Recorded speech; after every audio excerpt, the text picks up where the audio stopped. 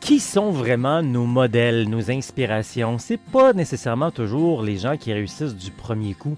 C'est les gens qui travaillent fort pour commencer, recommencer, recommencer et ensuite réussir. C'est un peu ce genre d'histoire-là aujourd'hui qu'on va voir avec Huguette Chartrand, notre invité. Salut les passionnés! Ici Pascal Auger, journaliste, conférencier, formateur, secouriste certifié pour Québec-Compostelle qui est préparé, formé, inspiré pour marcher au Québec ou encore Compostelle et instigateur, coordonnateur du Chemin du Québec, 1200 km entre Montréal et le phare de Cap-Gaspé. Oui, notre invité va nous faire découvrir l'importance de la préparation aujourd'hui.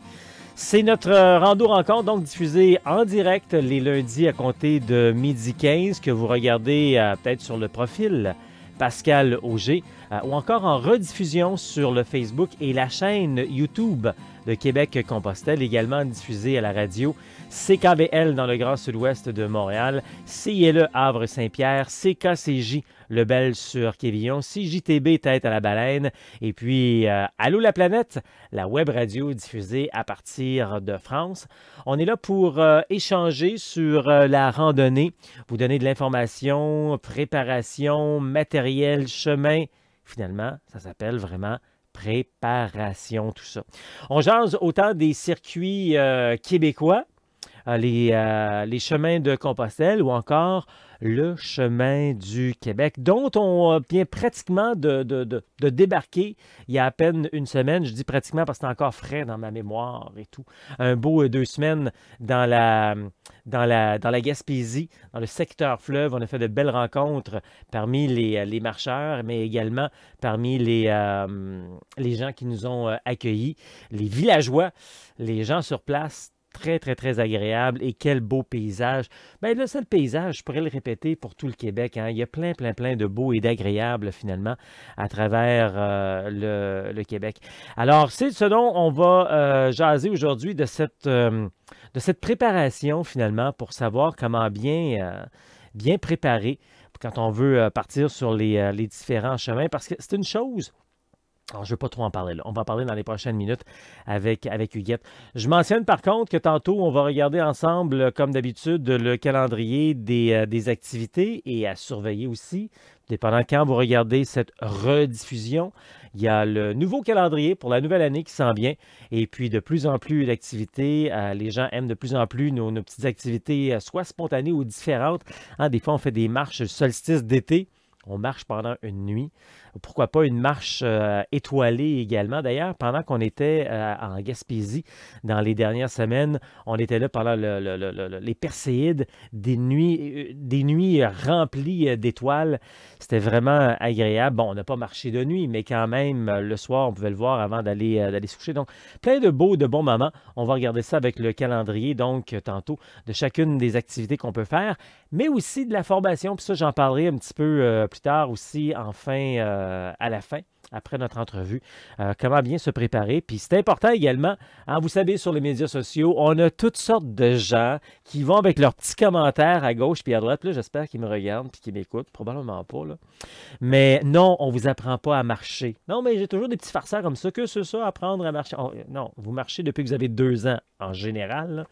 Pas là pour vous apprendre à marcher. Mais on peut peut-être vous donner pas mal d'informations concernant la rando communautaire qui implique la marche. Mais la rando communautaire, c'est tout un monde. Alors, c'est important de connaître comment bien se préparer pour la rando communautaire, autant au Québec que Compostelle. Puis si ce terme-là vous dit rien, bien justement, dans notre formation, on vous démêle tout ça. En gros, la rando communautaire, c'est de la randonnée à la Compostelle. C'est une communauté de marcheurs, donc des gens qui marchent d'une communauté à l'autre. On en parle dans nos formations, tout ça, puis on s'en reparle à la fin de notre entretien. Mais pour l'instant, on va jaser préparation, justement. Je le dis régulièrement, pour vivre son expérience de randonnée, il faut bien se préparer. Elle en est un exemple à tous les niveaux, puis c'est un peu de ça qu'on va parler dans les prochaines minutes. C'est Huguette Chartrand qui est là. Salut Huguette! Bonjour Pascal, comment ça va? Ça va très bien. Je vois que là qu'on te trouve dans un environnement pas mal plus encadré que de la randonnée. Hein? On a pris de belles photos. Quand on était en randonnée, là, c'est pas mal plus corporate, hein? Oh, très. Je me prépare justement pour un meeting un petit peu plus tard de CA, là. Fait que oui, c'est un OK. petit peu plus corporate. Bon, écoute, on te retiendra pas trop longtemps de bord pour préparer à ton meeting. Mais évidemment, on a tous une vie corporate encadrée avec nos activités de vie, puis on a d'autres activités plein air, ou peu importe quoi, quelque chose qui nous passionne. Puis toi, de plus en plus, c'est la randonnée et tu l'apprends de plus en plus.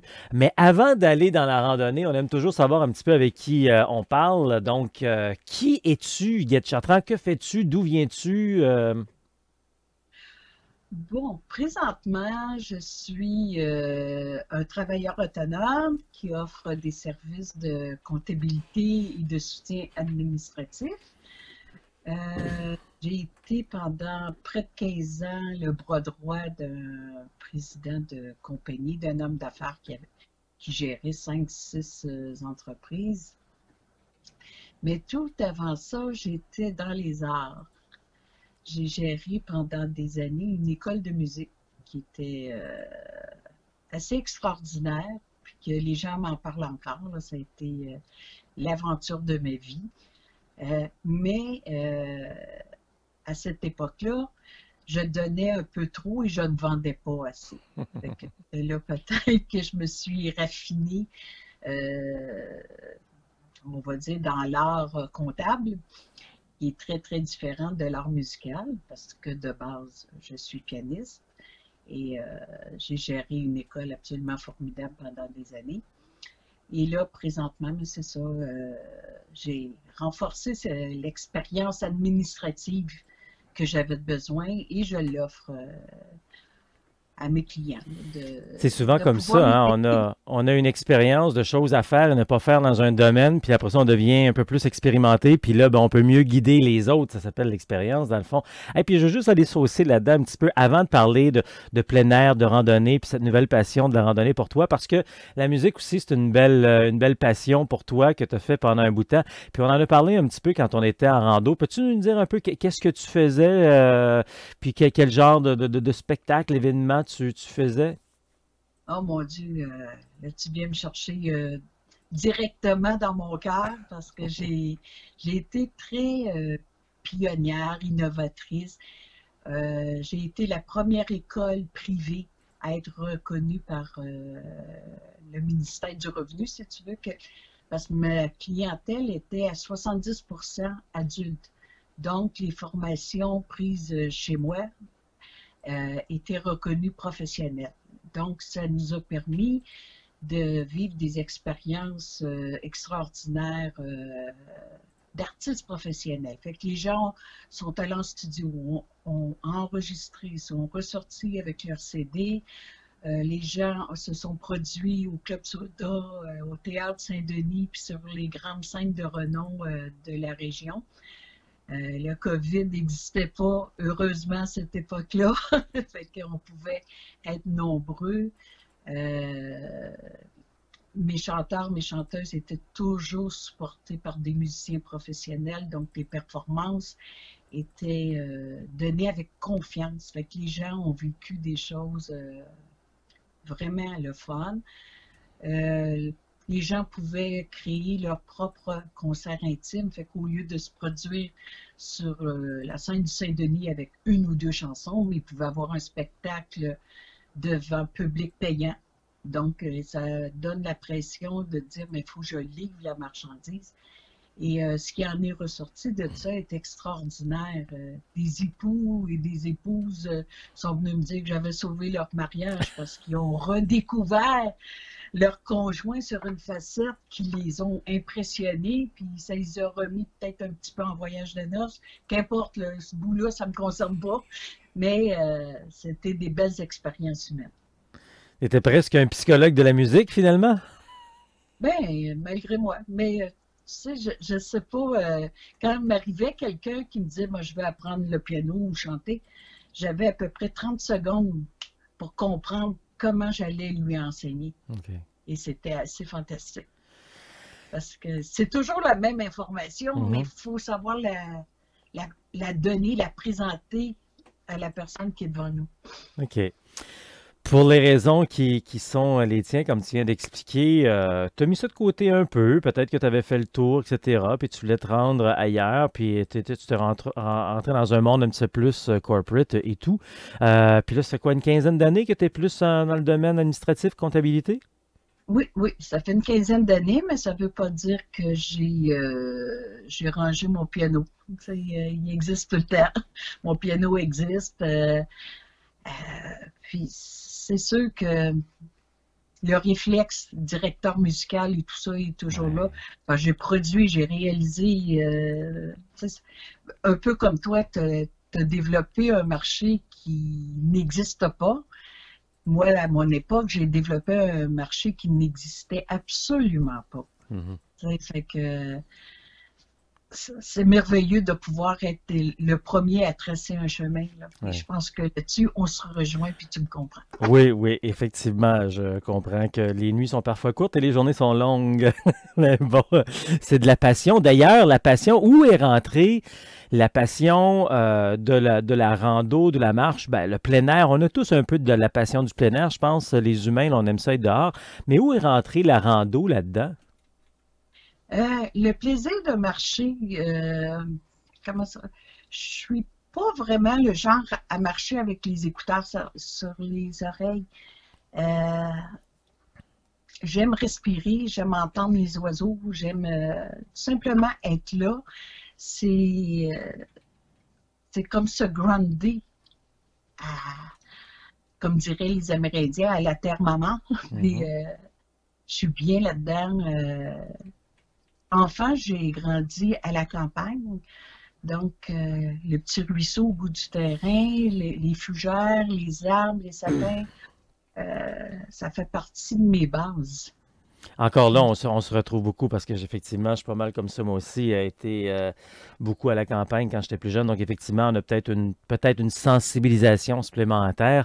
Donc oui, prendre du plein air, prendre une marche, mais où est devenu le déclic où tu t'es dit à un moment donné, ah, j'aimerais ça faire plus long, ah, il y a quelque chose qui existe, la randonnée de longue durée au Québec ou peut-être Compostelle, je me rappelle plus si tu as des visites Compostelle, là, mais où est arrivé le déclic de dire, genre, je vais en faire plus?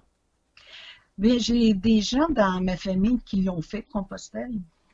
Puis, ça m'intriguait, ça m'impressionnait, tu sais, faire un si long chemin. Puis, je me suis dit, mais ça doit exister au Québec. Et j'avoue que j'ai cherché longtemps avant de le trouver.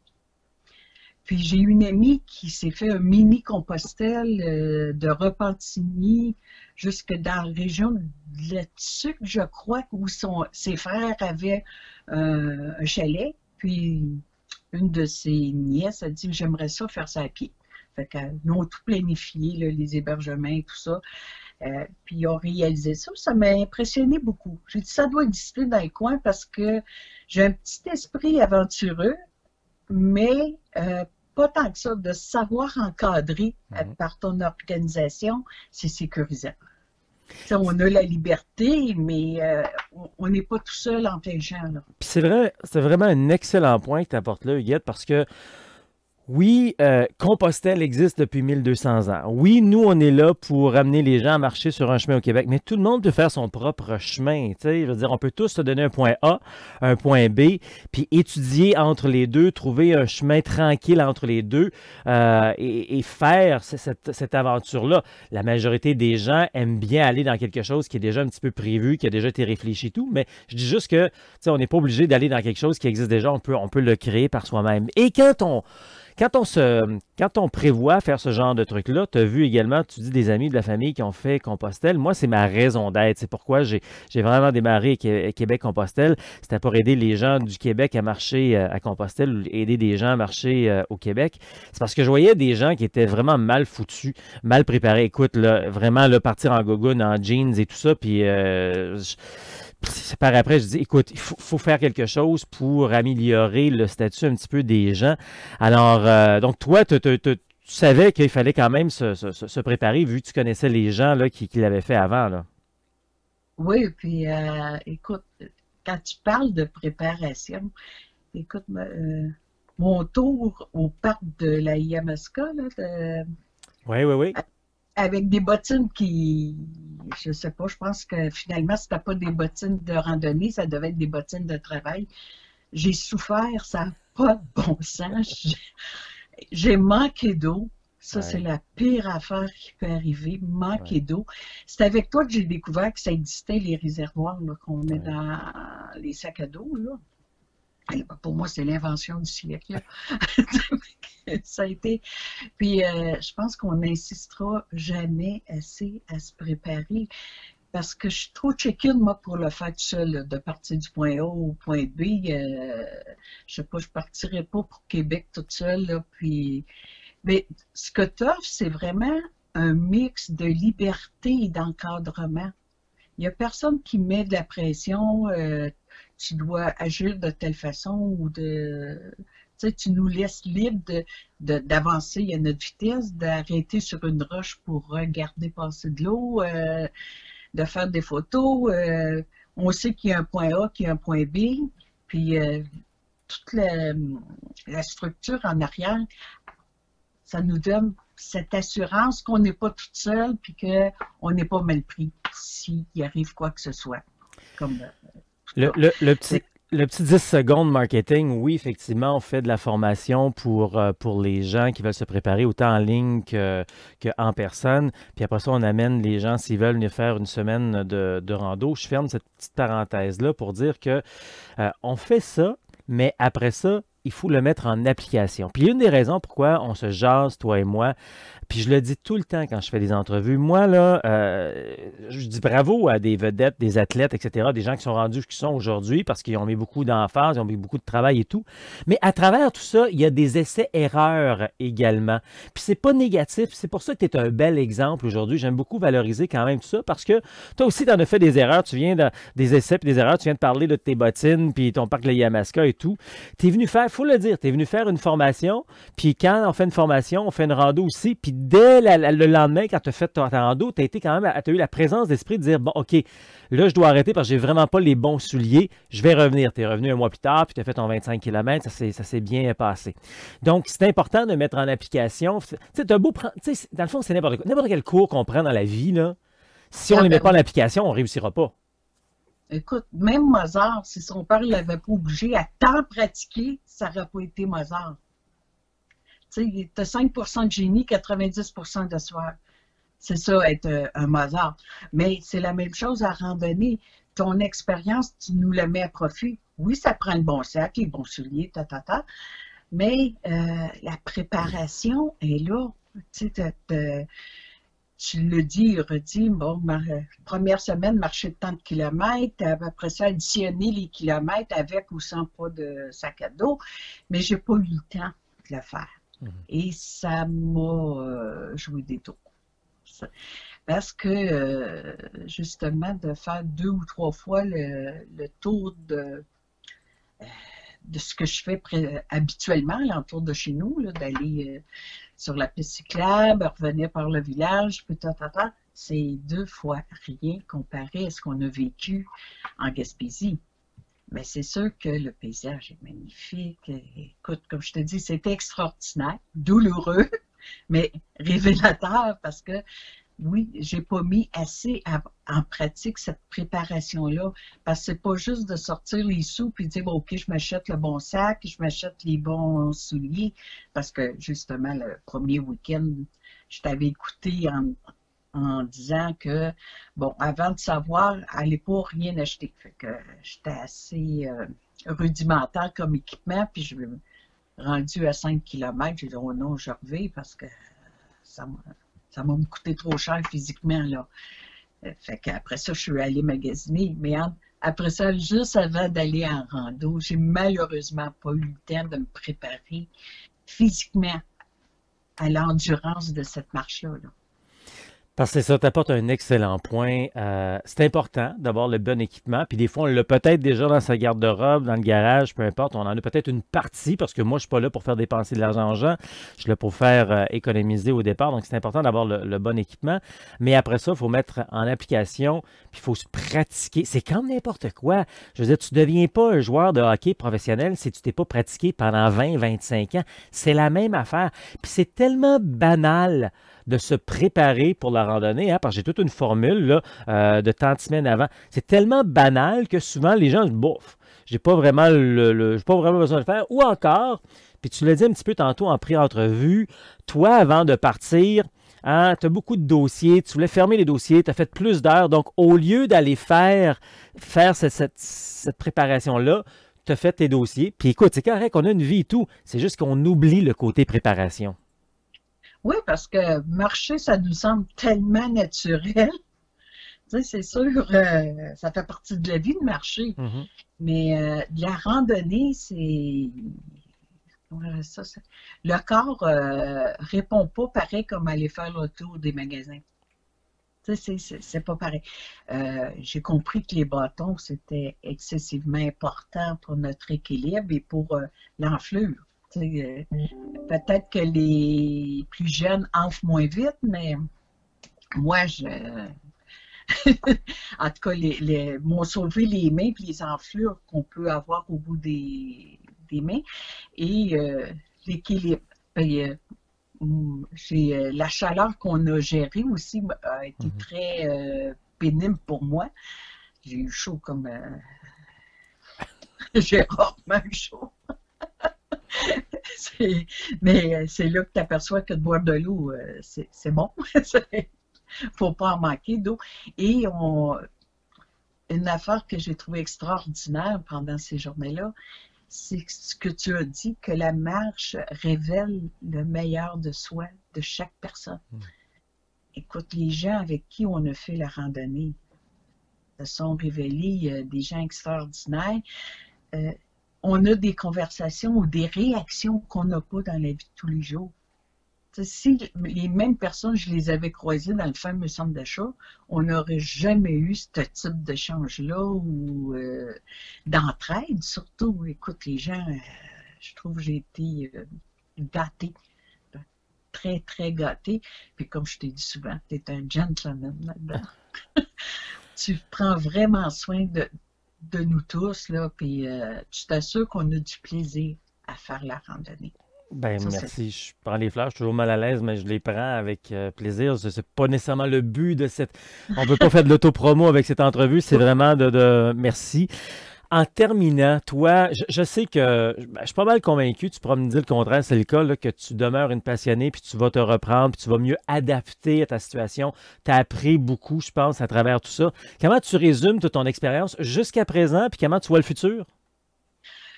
Écoute, moi j'ai compris à apprendre à me respecter, c'est sûr. J'ai des limites qui sont apparues, mais de ne pas abandonner parce que c'est bien trop le fun. C'est le défi, puis la preuve, je me suis inscrite au mois de septembre pour la fondation de l'hôpital. Du 1er au 30 septembre, je vais marcher tous les jours. Et je demandais à mes amis et connaissances de me commanditer. Mais de marcher tous les jours, je vais essayer d'atteindre le fameux 10 km de base que tu nous parles, va me préparer. Et entre autres, il y a une journée au mois de septembre où je vais aller vous rejoindre suite aux formations que tu vas donner. Je vais aller refaire le petit 25 km. Puis, je vais me préparer, je vais habituer mon corps à ça, à suivre ça, parce que je veux... ce que j'ai appris, moi, il faut que je choisisse mes températures. Fait que je vais être une fille d'automne, hiver, printemps pour les futures randonnées ou les projets que tu pourras nous proposer, là. Mais avec ou sans tes projets, je veux continuer à marcher. C'est la santé, c'est de prendre le temps de respirer, c'est de prendre contact avec le sol, la nature, les oiseaux, qu'importe. Ah oui, c'est un exercice simple à portée de tout le monde, mais la randonnée, il y a la marche puis il y a la randonnée. La randonnée, ça se passe pas mal avec ton organisation. Mais la marche, je ne veux pas lâcher non plus, c'est alentour ça. Écoute, je suis convaincu que tes aventures ne font que commencer, puis des fois, c'est ça. C'est de l'apprentissage, de l'adaptation, puis tu vas vivre encore de très beaux moments, puis au plaisir de remarcher, randonner avec toi bientôt, Huguette. Ah, bien sûr. c'est écrit dans le ciel que je vais continuer à marcher puis à faire de la randonnée. Je te remercie de cette entrevue-là, ça me flatte énormément. Merci, Huguette. Merci beaucoup. Ça va être le temps maintenant de regarder le calendrier des activités qui s'en viennent avec Québec-Compostelle, mais pour s'y rendre, une question qui revient souvent sur les médias sociaux, dans les groupes, c'est quel sac à dos me proposez-vous? Souvent, les gens vont demander ça aux autres. C'est pas compliqué, il y a une seule réponse très, très, très facile à ça. C'est le sac à dos qui est confortable pour toi. Ça s'arrête là. Je pourrais dire la même chose pour les souliers. Arrêtez-vous de chercher la marque parfaite avec le marketing parfait, la bonne couleur, les bons lacets. Non, c'est pas ça qui est important. C'est d'essayer le matériel, le sac à dos, les souliers. Donc, ça ne s'achète pas en ligne, ça ne s'achète pas sur Kijiji, puis on ne prend pas le vieux sac à dos de la belle-sœur qui traîne dans son garage depuis 7 ans et demi, là. C'est pas ça.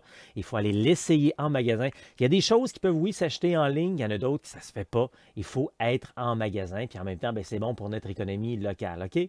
Alors après ça, là, la grosseur, le litrage et tout ça, écoutez, là, ça dépend quel genre d'activité vous allez faire. Est-ce que vous faites du compostel ou de la rando communautaire? Est-ce que vous faites de la rando autonomie, de la rando tourisme? Là, ça dépend beaucoup, beaucoup de choses. Puis est-ce que vous allez faire du camping ou pas? Là, je vous mêle beaucoup. C'est pour ça qu'on fait des formations. C'est pour répondre à toutes ces questions-là. Dans les formations, je prends bien du temps pour parler de l'équipement. Justement, je vous invite à aller faire un tour sur le site internet québeccompostelle.com et puis, vous aurez la possibilité de voir le calendrier complet. Entre autres, on voit les différentes activités, mais surtout de devenir membre. En devenant membre, peu importe quelle formule, là, il y a 3 formules principales et dans ces 3 formules-là, à la base, vous aurez toute la préparation, formation, près de 6 heures de préparation, formation. Vous saurez tout, donc, comment ça marche, où marcher, où manger, où dormir. Donc, vous aurez toutes ces informations-là sur l'équipement également. Donc, on met beaucoup, beaucoup d'emphase là-dessus. Vous aurez également la possibilité de venir, c'est inclus gratuitement, à toutes nos randonnées d'un jour qu'on appelle les randos initiation retrouvailles. Et en plus, vous aurez des entrevues avec des passionnés de partout à travers le monde qui vont vous donner leurs trucs également, leurs suggestions qui sont des modèles, des inspirations pour la préparation de votre randonnée. Donc, tout ça est là à la base dans chacune des formules qu'on a à vous proposer. Par la suite, ça vous tentera peut-être de faire une formation en personne qu'on appelle les week-ends de formation rando. Le samedi, beaucoup plus théorique, technique. On va parler beaucoup plus de